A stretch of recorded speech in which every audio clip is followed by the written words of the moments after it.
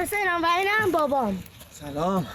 خب بچه ما امروز توی این چنل میخوایم کارهای رو انجام بدیم که تو خونه نمیشه انجام داد. ما اومدیم اینجا میخوایم انجام بدیم. حتما این چنل رو دنبال کنید و حالا امروز برای قسمت اولم یه انفجار خفن داریم. خب امروز میخوایم یکی از خاطر انگیزترین و نوستالژیک ترین ماشینا رو بهتره کنیم. بریم ببینیم اون ماشین چیه. پیکان. اینو اینجوری نگاه نکنید، این یه زمانی واسه خودش آقایی بوده، الان سلیقه ها عوض شده، مثل زنان حرمسرای ناصرالدین شاه. برای این که اینو بهتره کنیم نیاز به ترقه داشتیم. الانم ترقه گیر نمیاد. من بازار رفتم تهیه کردم. خب الان میخوایم چیکار کنیم؟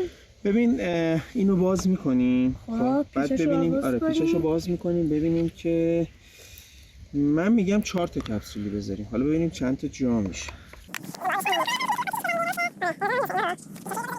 حالا بابا میخوای یه کار کنیم، یه دونه از این کپسولی رو همینطوری بهتره کنیم ببینیم چی میشه. خب بچه همینطور که این فندکمونه. حالا من میخوام الان این آتیشش بزنم. بسم الله.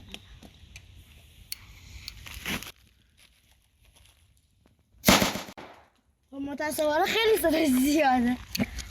حرام.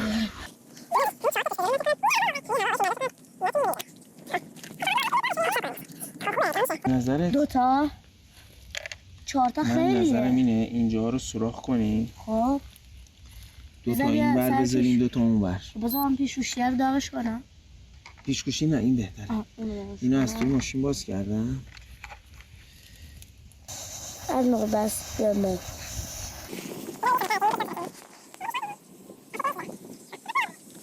خب بده یه تستش کنیم. ببین صحیح بزن. آها شد. یه ذره باید بیشتر باید. خوبه. یه بار دیگه دوباره. یه دونه هم این پایینش میزنیم هم میرسه. آره خوبه. اینجا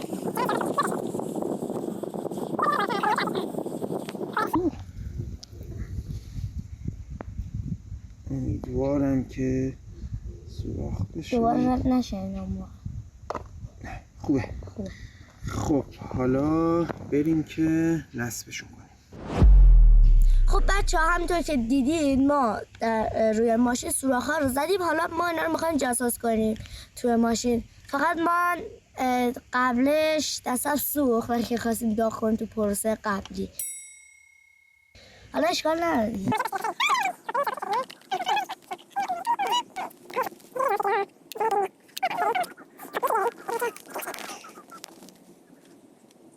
خوبه. و حالا باید اینم ببندیم. خب فقط صبر کن.